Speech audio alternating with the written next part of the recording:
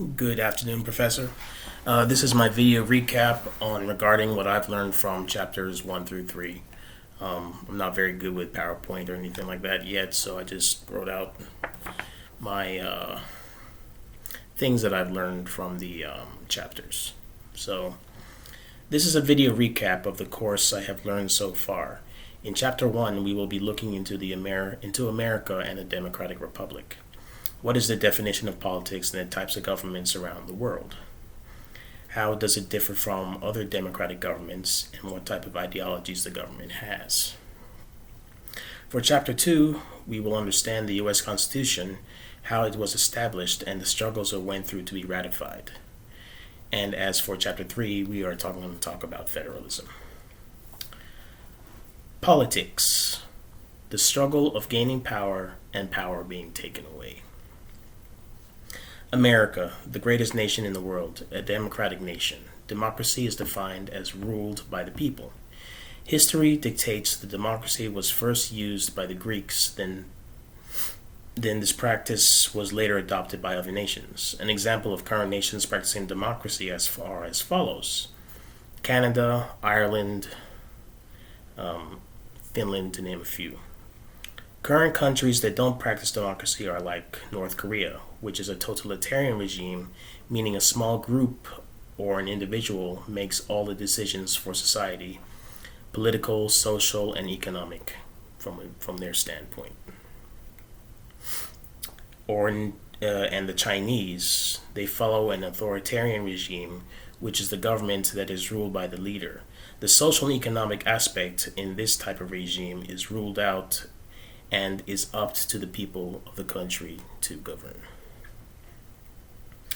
The USA is a democratic republic, which means that the country is shared on these two principles of the government: democracy, in which we already know the definition, and the republic is in which the sovereign power rests within the people, rather than a king or a monarch. Sovereignty meaning control of personal domain. The American people have given permission to the leaders of the government to have control of their personal domain. In the US, there are 4 political ideologies that the people follow, or choose to follow. The 2 most common are conservatism, set of beliefs that include a limited role for the government, national government, in helping people. The ideology is cautionary to political and social change. Liberalism, beliefs that include advocacy of the people, positive government actions to improve the livelihood of the people, tolerance to political and social change. The other 2, which are either way left or way right to me, are as follows: socialism, based on strong support for economic and social equality. UK is a perfect example. It's a socialistic country. And libertarianism, ideology based on skepticism or opposition to most government activities. I believe this to be bringing chaos and anarchy to the American people or any other country that uses it. The 2 types of democracy the U.S. practice are direct and indirect democracy. Direct type of democracy in which the people are responsible for rather than the elected officials. In this type, people can hold votes for a referendum, a general vote by the electorate on a single political question which was referred to them by a direct decision, and recall, a process in which the elected officials is removed from office before his or her term is over. We just had one recently. It's the impeachment of Donald Trump. In Chapter 2, we learned how the U.S. Constitution was established. The U.S. was once just 13 colonies belonging to His Majesty of England. Wanting to be separate from monarchy, certain things had to take place and certain events to get to where we are now. 12 out of 13 colonies met up and established the First Continental Congress. At first, Congress was not really asking for independence, but asking for reducing hardships of the British rule. They were also asking for their own colonial militias and boycott British trade. Unfortunately, the monarch king at the time, George III, treated this as an act of rebellion. So when the Second Continental Congress came together, this time it was all 13 colonies. Fighting between the colonies and the British had already commenced. One of the main reasons this Congress came together was to start an army declaring George Washington as their commander-in-chief, which he in turn became our first president of the United States. They also stated that each colony should establish state governments that had no connection with Britain. So as 4th of July, 1776, Independence Day commenced from British rule, thus resulting to a confederation. Although after declaring independence from the colonies, the colonies would be still fighting for another 5 years. As a new country was born after winning the American Revolution, new laws and rights needed to be established for the USA. The concepts of equality, natural rights, and government started through a social contract. This would have a great impact on American life. It has become part of our identity. It also became a model that other countries would later adopt. The fear of having a powerful central government lead the country developed a passage of the Articles of Confederation, in which in turn created a weak central government.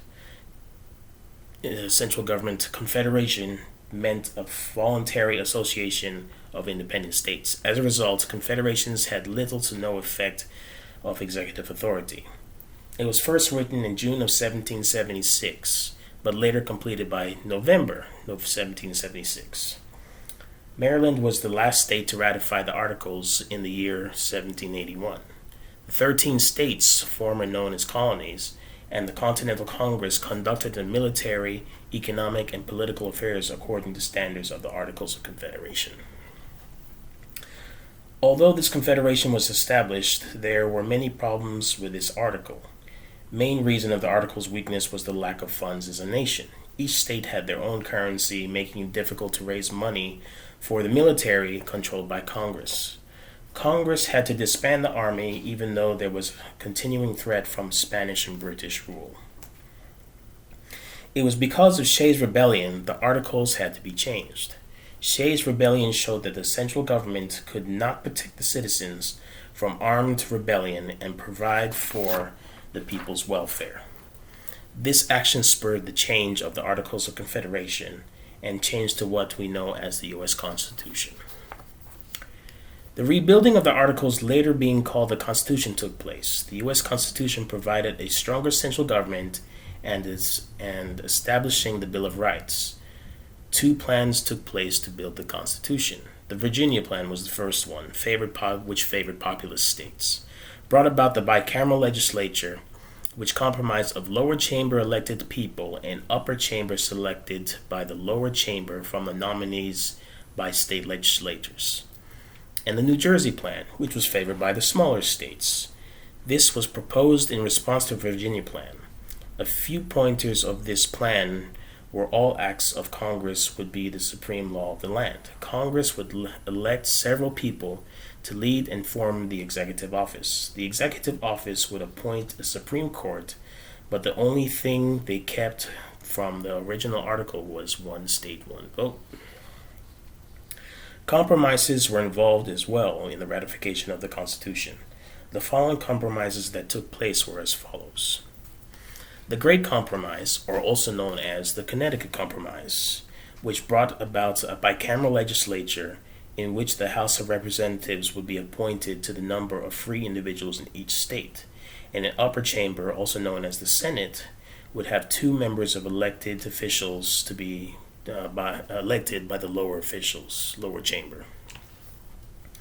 Another compromise that brought to attention was the Slavery Compromise. This said that the lower chamber representation counts slaves as 3/5 of a person, and brought about the Fugitive Slave Clause, which permits escaped slaves to be returned to their owners. On working to finish the Constitution, the Madison Model was introduced. This was the separation of powers the government would have. The legislative, judicial, and executive branch would be separate entities, and each branch did not have enough power to overthrow each other. This also introduced the checks and balances system, through each branch can check actions of the others. During the process, an electoral college was introduced to appoint the leader of the land, meaning a group of electors selected by each state and District of Columbia, or DC. This group of people would help us elect the new president. In September 1787, the Constitution was to be ratified, established by the following principles: popular sovereignty, or control by the people; republican government, in which the people chose their representatives to make decisions for them; limited government with written laws; separation of powers with checks and balances system; and a federal system that allowed for state rights because the states were worried that there would be an all too powerful central government. But for the Constitution to be ratified, it had to have 9/13 vote approval from the states. Two forces hindering the ratification: the Federalists and Anti-Federalists. Federalists wanted a stronger national government and the ratification of the Constitution to help properly manage debt and tensions from the Revolution. These wanted a proposed and supported position of the Constitution. They wanted the economy to be supported by big business interests to help regulate the economy, and they favored central banking and central financial policies.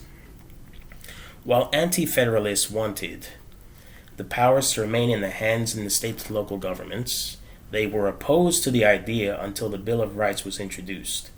What they wanted to be dominated by the farmers in smaller rural communities, and felt that states had the right to use the funds as they see fit. When these two factions came to an agreement, the Constitution was finally ratified by the last state at the time, New Hampshire, on June 21st, 1788. The ratification was agreed and secured once the Bill of Rights was established. The rights were sometimes called the Bill of Limits because it limited the national government's powers over several liberties.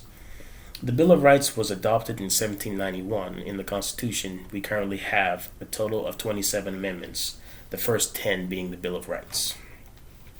For the Constitution to be amended, it had to go through a process. The first process was it had to be proposed by either Congress or by a national Congress, in which both had to have 2/3 votes, and then to be ratified by the state legislatures or state conventions, which had to have a vote of 3/4. There were also informal ways of amending the Constitution, and these four included congressional legislation, had to do presidential actions, had to go through judicial review, and it had to see the how it would be interpreted for the usage of the land. So now in Chapter 3, we touched basis on federalism. The American government is a federal system, which means its entities such as states and provinces share power with the national government. There are alternatives to the federal system. These are called unitary system. The central government has ultimate control over the land. UK, France, Japan are good examples. And a confederal system in which the states or provinces has most of the power and the national government has little to no control over the states. Switzerland is a prime example. These two combined form the U.S. style of system, federalism. Federalism has its advantages because the state and local government elected officials uses the system as a training ground before they move up to the next step of central government appointed jobs. Example, the President of the United States. Although some are against the system because some see it was a way for powerful state and local interests to block and impede national plans. Small political groups are to be dominated by larger ones. The role of the federal system is to limit its enumerated powers granted by the national government by the Constitution, and all others were handed over to the states. This is where the 10th Amendment comes into play. The powers are not delegated to the United States by the Constitution, nor by it to the states, are reserved to the states respectively, or to the people. The provisions of the Constitution set out different powers classified as powers of national government, powers of the state, and prohibited powers, denied to the state and or national governments For example, states cannot enter treaties with foreign government. The Constitution does make clear that if any laws in the state or local branches conflict with national law, the rule of the land would always prevail. Powers of national government include enumerated powers or express powers. Elastic Clause, also known as the Necessary and Proper Clause, Article 1, Section 8, grants Congress the power to do whatever is necessary to execute specific delegated powers. And inherent powers, special type of power that is not usually implied by the Necessary and Proper Clause. Powers of the state government include reserve powers, powers stated from the 10th Amendment, and police power, authority to legislate for the protection of health, morals, safety, welfare of the people, and the welfare of the people. This allows to pass laws to govern crimes, contracts, education, interstate transportation, marriages, and land use. Even though I own a home, I still got to follow the rules. Concurrent powers are shared powers between national and state branches of government. And the Supremacy Clause, the Constitution, and federal laws are the supreme laws of the land. In this chapter, it also talked about the interstate relations with two or more different states conducting business with each other, which is also called interstate compacts. A good example of this was a popular one, New York, New Jersey Port Authority Compact of 1921. It was created to improve coordination of transit between the two states. In the early years of the Constitution, there were certain cases put into motion. We concentrated on three types. The first one was Marbury versus Madison. This brought about the judicial review, meaning review by the U.S. Supreme Court of the constitutional validity of a legislative act. So the Supreme Court cannot go against the supreme law of the land. Other cases we also reviewed was McCulloch versus Maryland, was a control of power from the states and national government. This trial consisted of the state government taxing the federal bank. The outcome of the trial was that the state cannot tax the federal bank. And Gibbons versus Ogden was an interstate commerce case which stated that the Supreme Court held the power to regulate interstate commerce. This was granted to Congress by the Commerce Clause of the U.S. Constitution, the power to regulate navigation. Even though America was established as a federal system, the country did break out into civil war. The war was not really based on the freedom of slaves, but the southern states at the time wanted to break away from the federal system because it wanted to grant more power to the states, bringing it back to the old ways of Confederate America. That's why the South was considered Confederate and the North was considered the Union. In this chapter, we also focus on two types of federalism. The first being a dual system, which basically separated the powers of each state and central government. Each one would not intervene with each other's affairs of the rule of the land, while the latter was called cooperative federalism, meaning a type of federalism in which the state and central government solve problems together. That is all I have done for chapters 1 through 3. Those are my understandings of the chapter. That's my study plan for the test. It's actually very helpful, these recaps. It's just a little bit of a long process, but studying is never an easy process. It's just a lot of hard work and dedication. Anyway, thank you, Professor, for listening to my video, and have a good day.